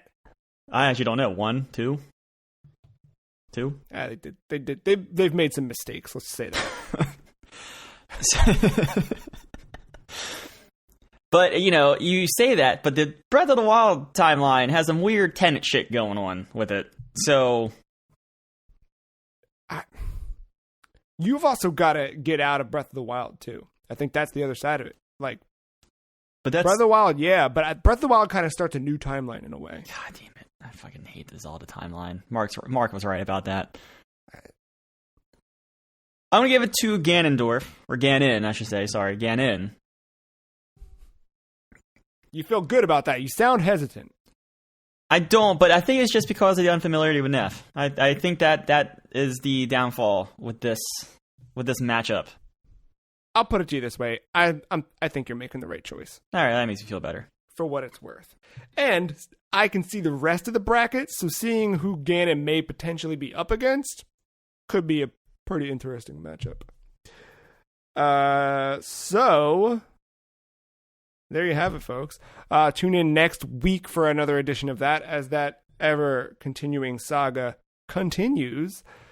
We are going to take one more break before we come back. And, Matt, we are going to Japan when we come back. But I do want to know, do you want to wrap anything up on Modern Warfare? No. I was just going to say the entire trailer took place in the subway, and then that map reveal, I don't know if you watched the trailer, did you? No. At the very end, they scale back a blueprint and they show like stations and a little map. I think train stations are becoming a thing in the Verdansk map. I don't know how they're going to do that. I don't know if it's going to be real time traveling underground or if it's going to be like quick little like spawns. I don't know. I think it's going to be quick little spawns because there's a brief little flash of the trains coming on in that trailer, and you can see the tracks are electrified. Like there's a little spark of lightning coming out of them. So I think you're not going to be able to touch those tracks. I think you're going to be able to zoom around the map. Personally, I was going to say, add my little insight, I don't know how useful they're going to be in terms of maneuvering with circles closing and things like that. We'll wait and see. I'm more curious about the other stuff that may come. But keep in mind, one of the biggest ads was not really Stadium, was not the train station open up. It was those fucking ropes going up the side of buildings. Sure. So I'm curious if there's another little thing like that could add a big game-changing aspect. That's all. I think it might be Apex or it might be something else, but there is another one of these that has a train that constantly runs. And I remember that's like where the good loot is. Like that's the thing in that one. It might be Hyperspace. I don't know which of these it is anymore. But I wonder if they'll do something like that. And there's, Yeah, I'm curious. Yeah, I'm curious. But yeah, it seems like we're getting another little addition to Verdansk in Warzone. And that should all kick off Tuesday the 29th, right? Yep. We don't know the patch size yet, but buckle up. Buckle up for the impending doom of your hard drive when it gets nuked. Nuke the game. More on, I guess not on that, but more conversation after a short break. We'll be right back.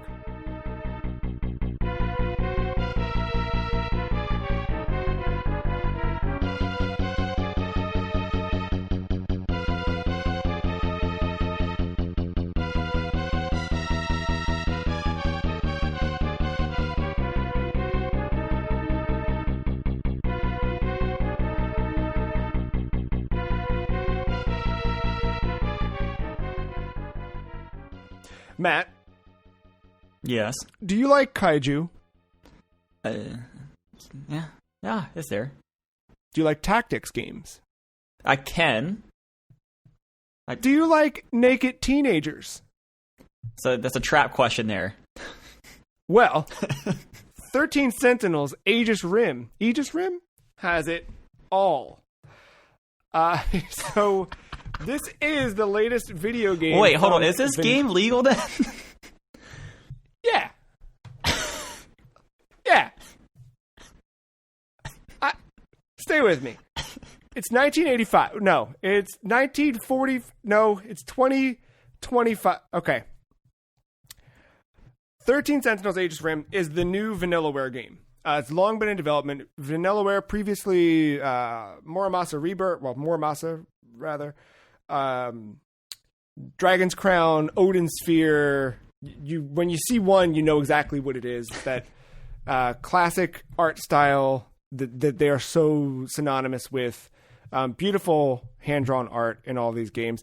Most Vanillaware games, not to be general about it, but a lot of them side-scrolling action kind of beat-em-up style games. This is quite a departure for Vanillaware gameplay-wise. The game, it follows the stories of 13 different protagonists across these different timelines, but they all start to jump timelines thanks to these Sentinels, these gigantic like mechs that they all fight in. At some point throughout the story, each of the 13 protagonists is tied together by one of the Sentinels in one way or the other. Some of them meet the Sentinels in a dream. Some of them, it just appears, whatever it is, but it's jumping time to the point where in the future, there is an invasion of kaiju who come to the Earth, they tunnel underground, and they're doing something. They're just building a nest or waiting to take over the Earth, mining for resources. And all of these 13 protagonists, like one of them is a World War II soldier. One of them is a lot of them are high school students from either the 80s or modern day or whatever. For some reason, whenever they're when they get teleported inside of the Sentinel, they're all stripped nude. There it is. They just say, when you jump in, you're naked. So there it is. What happens. The opening few hours of the game, it's tutorials that jump between the different types of gameplay that are taking place here. So it starts off and it's a side-scrolling, like you're familiar with. And if you've played a Vanillaware game, you're going to move the character kind of forward and backward in a small plane of field, but mostly left to right in a little area. And then this one has you really just interacting with other characters or objects in the environment to kind of get a little bit more of the story pulled out of each character or item. And then you'll interact with things and you'll see a prompt to press triangle. And by doing that, you can either like think about the item or the object or the concept, or if you're close enough. So let's just say like the thing you're thinking about is a calendar on the wall because you're from 1944 and the calendar says 1985. You might hit triangle to then think about the calendar. But if you're nearby another character, you can hit triangle and then X to talk to that character about the calendar. So there's different prompts that happen based on the contextual prompts within the game. And that's kind of the interactive visual novel style side of this thing. When I say visual novel, I don't mean you're reading, because it is actually fully voice acted in both Japanese and English. But the game came out a year ago in Japan, just came out this week in English, or in the West. Yeah. But fully localized. And when I say fully localized, I mean like written on the screen, but also every word beat for beat spoken and voice acted, which is cool because I feel like some games will do the kind of simple voice acting and fill in the blanks with the text, but this is word for word. What you're reading is what you're hearing. And I think it's all done really well. You mean like Madden? Yeah, exactly like Madden. Yeah. If you love Madden, you will love 13 Sentinels. But that's part of it. Then it jumps you over to the other part of the gameplay, the isometric tower defense game that just has different tactics and strategies. So the tutorial itself, it took me about 2 hours, and it jumps you across different characters just to give you each of the, I think it's about 6 characters you play through, and it goes through their prologue story just to set up what's going on. But it jumps between doing the kind of side-scrolling discovery piece and the actual tower defense gameplay, where you're now in the Sentinels, you're moving across a city grid to fight the kaiju who are invading. After that, you get to a point where you choose, do you want to progress the story or do you want to do more of the battles? And you can just do battles indefinitely. You can do the story mostly indefinitely. I think at a certain point, you'll hit a part where you have to do some of the other stuff to open up and unlock chapters to do more. But generally, it's just a balance of what do you feel like doing? So I've definitely had sessions this week where I'm like, I just want to do the story part. Or I have a couple minutes while I'm waiting on the oven to preheat or while I'm waiting on this thing to whatever. So I'm going to jump in and just do a couple tower defense style battles. So you get to choose 6 Sentinels of your 13 playable characters. You bring them onto the battlefield, and different waves of enemies approach the Aegis, which is the central structure that is used in different areas of the cities. The main city, it's very Japanese focused, and that it's used in the defense of the kaiju attacks. So in some cases, you're waiting on the Aegis to like recharge or whatever, so that it can send out like kind of the underground EMP blast to stop the kaiju. And you're just waiting, you're defending that Aegis while the kaiju move closer in. And each character levels up. They learn different attacks. They have different tactics you can employ to take out the invading monster. So it might be, you might have somebody who's really good at more defensive strategies. So maybe they can shield nearby allies. Maybe they put up kind of a sentry gun, or maybe they put up like missiles that kind of hang in the air and wait for something to pass through a force field and then attack, things like that. You might have somebody else who's really good at like melee combat. So they have close range attacks, or they have I have 2 characters who have a leap ability where you hit leap and they will literally jump through the air, land down where the other monsters are, and just start beating the crap out of them. But it's been a nice balance to, and especially I think a nice counter to something like Xenoblade, where Xenoblade's not entirely real-time action, but it does have a little bit of that, you got to think a little bit. This makes you think a little bit more about what you're doing. I'll say that some of it kind of, and maybe this is because I've largely been playing this game mostly remote play, but I think that some of the art gets lost in the tower defense gameplay stuff. I think that there's a lot of variety in the scenes, the settings, the characters when you're doing the side-scrolling interactive story pieces. But the tower defense stuff, it's very much like identical city grids that are very much in this kind of like, not wireframe, but they feel very wireframey because of you're supposed to be viewing it as like part of a battlefield and whatever and that kind of thing. That said, it's incredibly well suited for remote play. The first morning it dropped, I woke up at 4 for no reason. I guess other than my body wanted to play it unbeknownst to me. But I woke up and I was like, I'm literally wide. Like, there's nothing about me that wants to go back to bed right now, even though I went to bed at like midnight. But I was like, well, I'm up. I don't feel like going to the basement, but I wonder if I can remote play from up here and get and at least install the game. And I turned on my PS4 from my phone, saw it had pre-installed. Sick, let's party. So I jumped in and did the first few hours. I got through like the prologue and stuff on my phone. And then throughout the week, I was like, well, I'm going to play on Vita. So I was playing on Vita, and it's playing in the exact same position in my bed. And it just does not have the same performance that they've optimized for some of the new mobile app remote play, which is a bummer because it feels so much better to play with buttons. But inevitably, I grabbed my iPad and I just paired a controller with the iPad, and it runs so smooth on that. Like, I can just sit in bed with the iPad and the controller and play. And I've done a lot of that. But even just playing touchscreen on the phone, or I have spent time on the TV, and it does look so good blown up on a big screen. But I think it works. Because I played a lot of Dragon's Crown on the Vita, and I always loved the way Vanillaware and Muramasa as well, Rebirth on Vita. I just think those work really well in handheld.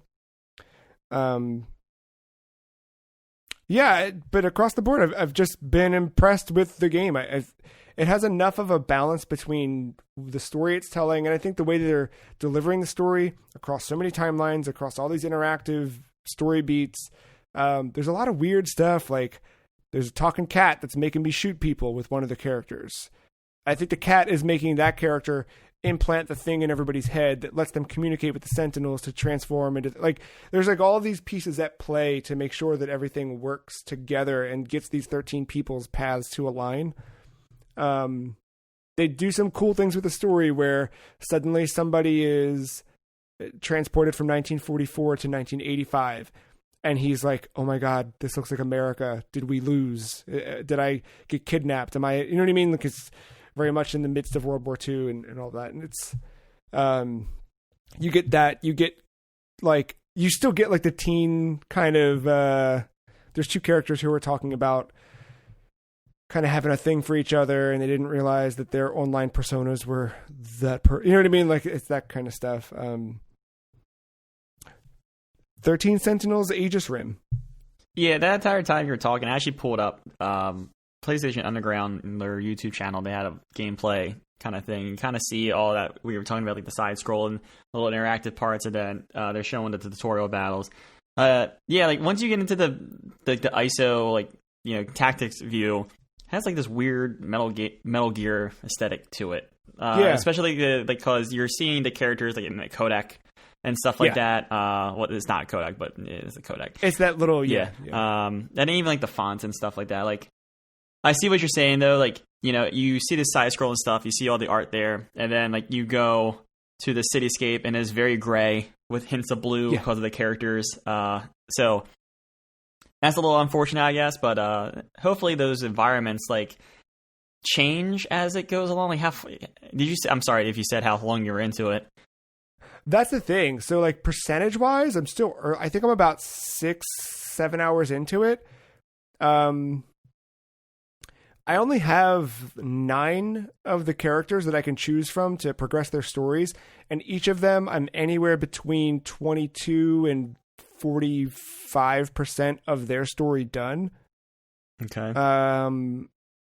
And they each, like, because you literally choose like a character who's like at 0%. You play through the first chapter and it's like, now you're at 14%. And that kind of thing. And some of them stop where you can't choose that character until you progress further in another character's story, or you do more battles in the battle part. It seems like the battles I am further along than the main story. I think I was overall battles 30-ish% complete last time I looked at that.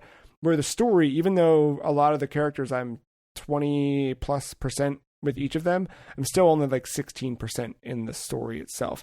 And then even further, you have like, there's like an overall timeline you can look at that unfolds like a strand of DNA. And there's points on each of that strand of DNA that are like beats in the story. So you can kind of go back and review everything you've done at this point. And a lot of it's just question marks at this point because it only unlocks pieces as you do them. So yeah, I'm 7-ish hours in, but I'm seemingly pretty early. Yeah, well. But yeah, I don't know how that'll shape out. Even still, like, even as kind of unified or, you know,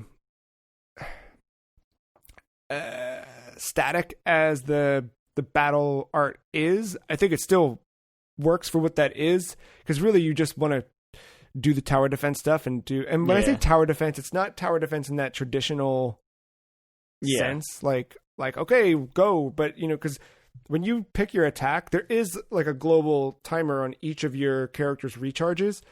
And before you can do another attack, like an ATB meter, so to speak.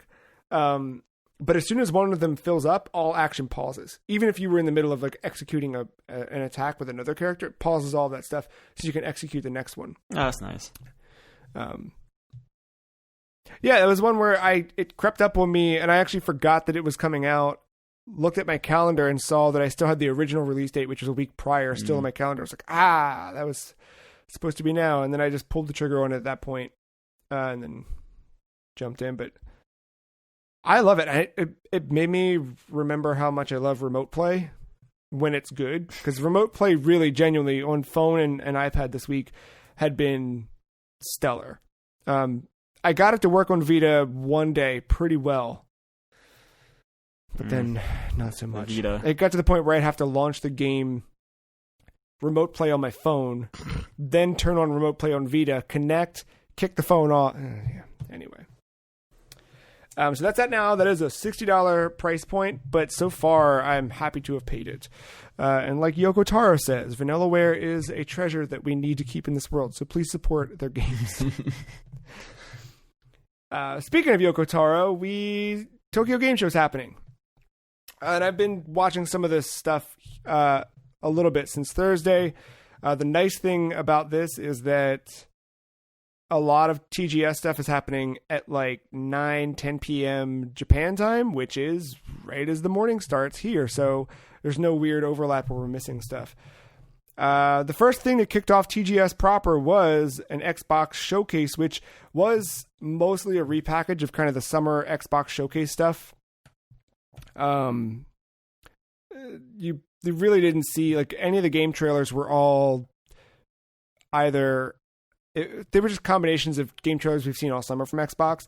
The stuff that was kind of cool, there's an update for Microsoft Flight Simulator where they're adding Japan as a central locale that you can fly through. So you'll be able to fly in and out of Japan's airports, explore different cities throughout Japan, and they put a big emphasis on being able to fly around Mount Fuji. I think that launches with the update coming this week globally. There was a Minecraft bit that was really cool. It almost didn't look like Minecraft. It was so cool. But I believe it was all built in creator mode. All of these things drew inspiration from Japanese history and culture, and they were like super perfect recreations of shrines, different cities in the game, different castles and things like that were all hand built. But they did a lot of stuff with Minecraft. Like they did a chunk where they just showed off like Japanese content creators getting stoked about Minecraft, but then they did do this kind of like flyover showcase and talk about that. They did like a profile of like a Minecraft content creator or something who showed off a lot of his work and everything. It was really cool. The only big new announcement that came out of that Xbox stream is that Samurai Spirits, as it's known there, but Samurai Showdown here, will be coming to Xbox Series X and S at launch, which that had not been revealed before. Other than that, again, it was like they didn't show the Fable trailer the way that we saw the Fable trailer, but like as a big supercut of a bunch of Xbox games, they showed pieces of that Fable trailer. Stuff like that. Nothing new, really. Nier, however, had about a 50-minute stream that honestly, if you're going to watch anything from TGS, I say go watch the Nier stream. Some information that came out of the Nier stream. Nier Replicant is coming out for PS4, Xbox One, and Steam on April 23rd. It's April 24th for Steam. It's odd because if you look at the version number in Nier Replicant, they're doing cool whatever stuff with the title. So it's version 1.224 something something. So it is releasing on April 22nd in Japan to match that 422 motif. It'll be out here on April 23rd, and then Steam will be the 24th. They show gameplay of that. That game looks so good. I don't remember much of the original Nier, but from when I've gone back and looked at it, it's always been like, yeah, I don't have to go back to that. Yeah. But seeing stuff from Nier Replicant, I'm like, oh, I can't wait for this now. Like, I've completely shifted from like, I don't know, I guess it's more Nier to like, oh, no, I need this game. Looks really, really good. The mobile game Nier Reincarnation finally got confirmation for a Western release, and if you're in Japan, you can pre-register now. The creators promised extra gacha giveaways if pre-registration numbers are high enough, so get your pre-reg on. The one thing I liked in there, because we've seen little bits of Reincarnation, but there's a little small ghost character named Mama that follows your character around everywhere. And the way that they pitched it was, even though this is a mobile game, it'll have the same depressing stories that you want to be sad about from a Yoko Taro game. Perfect. So that's what we're looking for. And then I loved this too. The senior game designer at Platinum Games, Takahisa Tara, came out, revealed that the president of Square Enix called him to celebrate 5 million copies being sold of Nier Automata. He went into a meeting to go celebrate and whatever. And found out that only 4,850,000 units had been sold. And he was like, and they're all like, this stream was just a bunch of dudes hanging out, having a good time, poking fun at each other. Like, they had the music composer from Automata and some of the other games in the franchise there, and talking to him. They just kept like they played the Reincarnation trailer and it was silent. And they were like, how come there's no music in that? You don't like him? Like, they're just, it was all kind of stuff like that. So they were making fun of him for celebrating 4,850,000 units. He's like, well, it's not my fault. I thought we were going to be celebrating 5 million, but it turns out we didn't sell 5 million. So the game's on sale. Maybe go buy it now and help us get to 5 million. And it's funny you bring up the sale because I thought about downloading it on Steam, buying it, the Game of the Yorha edition. It's on Game Pass, but I still, I honestly, when he was leading into like talking about the sales, I was like, there's gonna be a Switch port, and I'm gonna buy the Switch port. Like, it's gonna happen, and they didn't do it. And I was like, crap. But I've been itching to play that game again lately. Don't know why, and I have way too much to play right now anyway. But I really wanted to go back to Automata. But that one was a good one. Like, it started off and they're all out there. Yoko Taro's in his Emil mask. But after a couple minutes, they cut to a trailer and they come back. Yoko Taro's not in his chair anymore. His mask is just on the desk. But then the Japanese voice actor for one of the characters in Nier he was kind of like the moderator for the whole panel. He's now got a little puppet. And Yoko Taro's off screen talking. And every time he talks, the guy's mouthing the puppet. It was just like a goofball stream. It was super fun. They showed off this massive, it took up like this dude's whole torso. And it's this huge statue of 9S, A2, and 2B that's coming out next year. They didn't give a price for it, but it seems like it'll be expensive. They also showed off like a collector's edition of Nier Replicant. You can pre-order now that has a ton of stuff in there. I'm pretty sure that was Japan only though. There's an American version as well. Oh, okay. It was funny. They talked about there's like little pins that you can get with it, and they said the first batch they got were too thin, and they were like, "This is stupid. Who would want this? Make them thicker." And he's like, "Now they're too thick, so if you put them on a sweater like we intended to, they'll just rip your sweater off." So maybe don't do that, but they're cool. There was a Sega stream that I caught bits of. Before the Sega stream happened, there was a headline that I saw that there's a new Yakuza game that's going to be announced at TGS. Then I'm watching the stream, and they've got the president of Sega. They've got a couple other people internal at Sega. And they're like, oh, we should talk about that Yakuza game. And the CEO's like, oh, yeah, I said there was going to be one, but there's really not going to be one. I just really hope that we make a new one in the future because I like the Yakuza games. But there is going to be a Yakuza movie, and he did say, he announced Virtua Fighter esports is coming. And everybody else that was on that panel with him was like, oh my God, tell us more about this. Tell us more about Virtua Fighter esports. Because they just had this kind of flashy trailer or whatever. And he was like, I would need about 2 more hours to tell you the details, but we have to go. So stay tuned and you'll hear more information in the future. 2 more hours. Jesus Christ. So all they really said is that whatever Virtua Fighter esports means, don't know if it's an old game or a new game, it'll hit Japan first and then they'll expand out after. Capcom showed off more Resident Evil Village, aka 8. So they showed that off. They showed off Monster Hunter Rise and Monster Hunter Stories 2. The thing that stuck out to me out of all that is Monster Hunter Rise does not look like a Switch game at all. And now actually Saturday, there was longer gameplay look at Monster Hunter Rise. I'm going to go back and watch that. But yeah, dude, that looks like it looked like it was a... Yeah, that one looked impressive during the Direct. That was a win. Yeah. And like seeing it like gameplay live in engine, it was like, whoa, dude. Like, I know they're using a modified RE engine for that, but like, it looks good, really good. So I'm excited about that. I've been doing the tutorials for Monster Hunter Generations Ultimate all week long, in and out of the other things I've been playing, and I'm getting stoked about Monster Hunter. I want to be into Monster Hunter. You know what I mean? Like I feel like when you can get good at that, it's a rewarding experience. I'm just baby steps.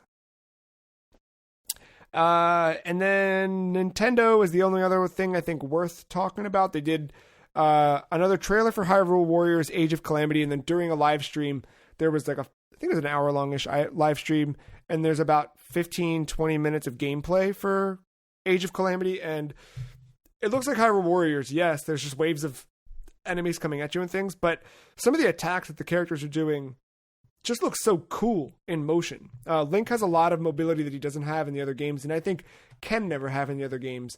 So I'm super looking forward to this one. Not only just because of it expanding that story of the Breath of the Wild stuff, maybe we do get to see the origins of Ganon here, but I just think it looks cool, and I'm excited about that one. I think that's it for TGS from now. I know there's definitely other stuff we were missing. They showed off Dan for Street Fighter.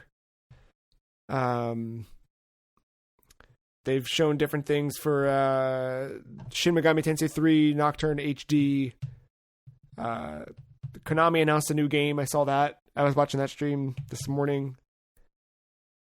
But there's still a lot. Yeah, I haven't watched much TGS. I've been kind of doing the headline reading of it. But yeah, that Nier stuff looks great. Yeah, I mean, if you've got nothing, if you're like going to play something on Switch or something and have something on in the background, I think the Nier stream's a good one to pay attention to. I enjoyed that one. Again, like they just had fun on that stream, so made you want to have fun. I think, honestly, across the board, I think I said at the top of the show talking about the Game Awards, but TGS this year, I think has been like my favorite little event.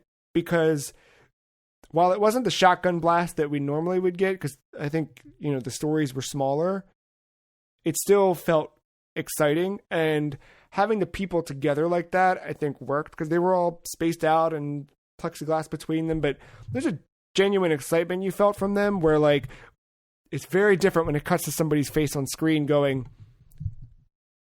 yeah, thanks. We're really excited about the game. And then you hear a dog barking in the background. Like, I know we're all doing what we can, but at the same time, it's like there is a genuine difference you can feel. So, yeah, I welcomed that for sure. There is one more news story, Matt, but before we get to that, this just popped up here. So, Matt, it seems like not unlike the protagonist of 13 Sentinels, Aegis Rim, you are transported to some weird space in time and space, Matt. Something happens. You wake up and you realize you still have full control over your own body, but time around you is completely stopped. The whole world is standing still, but you have no excuse to stop skipping that game. So looking through your backlog, what's the game you've had there forever, that now there's no excuse. Time has stood still. There's nothing to do but play this game. What is the game you're going to play? It's probably Final Fantasy VII, the original one. How far did you make it in that one? Chocobo Farm? I'm past that. I got past the gold saucer. I think it's the area underneath when you get. Oh yeah, okay. Yeah. When you meet Barrett's brother, it's right around there. That was the farthest I got. That's still disc 1, but yeah, as many times as I've started that game on all the different platforms I've started that game on, I've never even got past disc 1. It would take a calamity like time standing still before you finish it, but and I think similarly, my answer was immediately Chrono Trigger. That was a shortlist thought. Yeah, I started that, and I loved the way that game rolled right into battle from the overworld. Mm-hmm.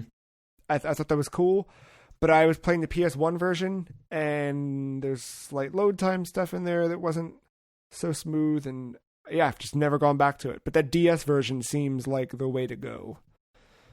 Yeah, like any of those like JRPGs from way back when they were hard as shit.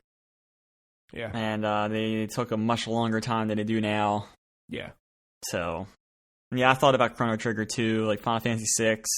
I've never even played Final Fantasy IX, but that's evidently like a star child of Final Fantasy games. So those were my first thoughts, like the ones that take forever. Yeah, the games that never end. Well, our final news story for the week comes in the form of great joy.